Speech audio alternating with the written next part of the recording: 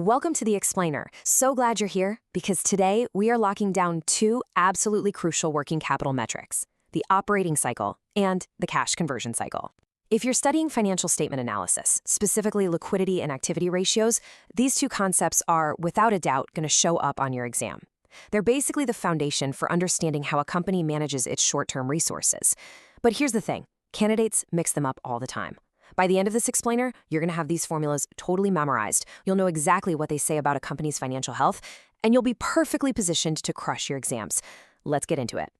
Here is our playbook for today. 1. The working capital clock. 2. Defining the operating cycle. 3. The cash conversion cycle. 4. Working capital mini scenarios. And finally, 5. Exam traps and memory tips. Section 1. The working capital clock. Measuring in days. Okay, let's dive into this. To really wrap our heads around these working capital cycles, we kind of need a slight paradigm shift. Usually, when we look at how efficiently a business is running, we use turnover ratios, right? We look at things like inventory turnover or accounts receivable turnover, and those are expressed as multiples. Like, oh, this company turns over its inventory 18 times a year. And while those multiples are great for seeing the big picture of efficiency, for working capital management, we actually need to look at things in terms of days.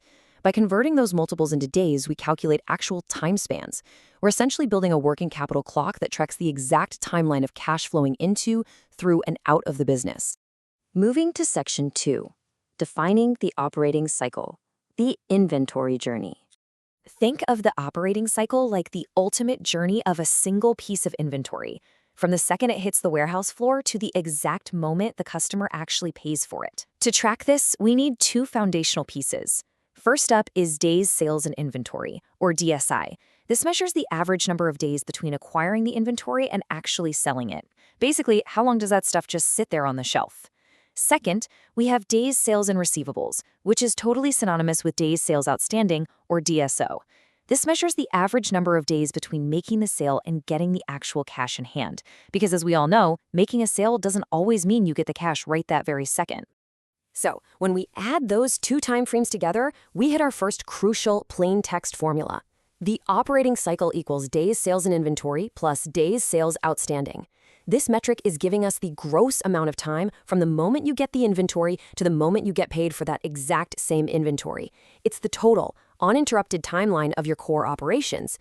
But, well, real-world business has a pretty huge built-in advantage that this gross calculation completely ignores.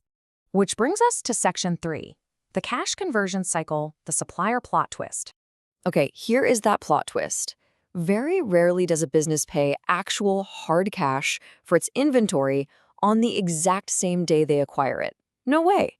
Because companies buy inventory on supplier credit, we have to calculate the average payables period, or days payables outstanding. We call this DPO.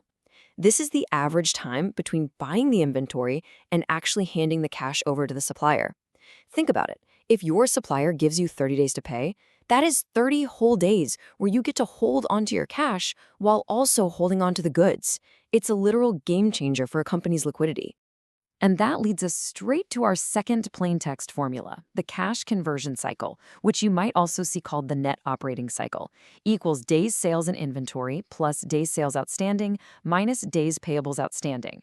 By subtracting the time you take to pay your suppliers, you are finding the net amount of time that passes between the actual outlay of cash for your inventory and the ultimate collection of cash from the customer. It is the absolute true measure of how long your cash is tied up and completely unavailable for other things. Now, what's really interesting to see here is how perfectly the math visually lines up. Look at how the cash conversion cycle is built step by step. You've got the total length of the operating cycle stretching across the top, right? That's the days to sell the inventory plus the days to collect the receivables. But then, look at the bottom line for the average payables period. It visually just cuts right into that timeline. It beautifully illustrates how simply subtracting the payables period from the gross operating cycle leaves you with that much shorter net cash conversion cycle. Section 4, Working Capital Mini Scenarios, Impact on Liquidity. So liquidity is just an entity's ability to pay its current debts as they come due. To really lock in how the cash conversion cycle impacts this, let's think about what happens when our variables change. First, if you have slower customer collections, meaning your days sales outstanding goes up, that directly lengthens your cash conversion cycle. Your cash is just trapped with your customers for longer. Same thing with slower inventory turnover. If your days sales and inventory increases, meaning goods are just sitting on the shelf gathering dust, the cycle stretches out, tying up your capital. But check out the last point. Slower supplier payments, where you take longer to pay your bills and increase your days payables outstanding, actually shorten your overall cash conversion cycle. Because you're subtracting this number, delaying your payments keeps cash in your own bank account longer, which instantly improves your short-term liquidity. Section 5, Exam Traps and Memory Tips Protecting Your Score.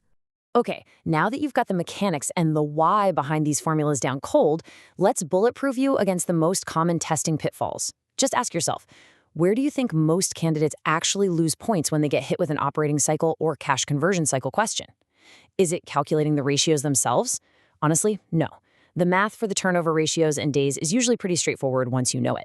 The points are almost always lost in how they combine those days. There are two massive traps here. First, under the pressure of an exam, candidates will inevitably add days payables outstanding instead of subtracting it when they calculate the cash conversion cycle. Second, they'll completely confuse their receivables days with their payables days, totally mixing up the cash inflow and the cash outflow. So the crucial point is this. Always remember that the cash conversion cycle represents your cash being tied up.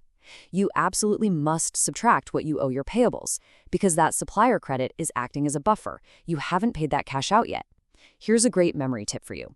Payables are a liability, and in the cash conversion cycle formula, they get a minus sign. Liability minus. To wrap up our explainer today, I really want to leave you with this direct quote from the source text. The objectives of working capital finance include minimizing the risk of failing to pay debts as they come due.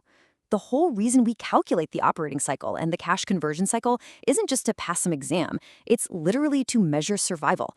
How tightly is a company managing its cash timeline? Because if that conversion cycle stretches out too long, a perfectly profitable company can still go completely bankrupt just because its cash is tied up in inventory and receivables when a massive debt payment comes due. So ask yourself the next time you're looking at a balance sheet, is this company truly liquid, or are they just racing the clock? Think about that for your next study session. Thanks so much for joining me on The Explainer.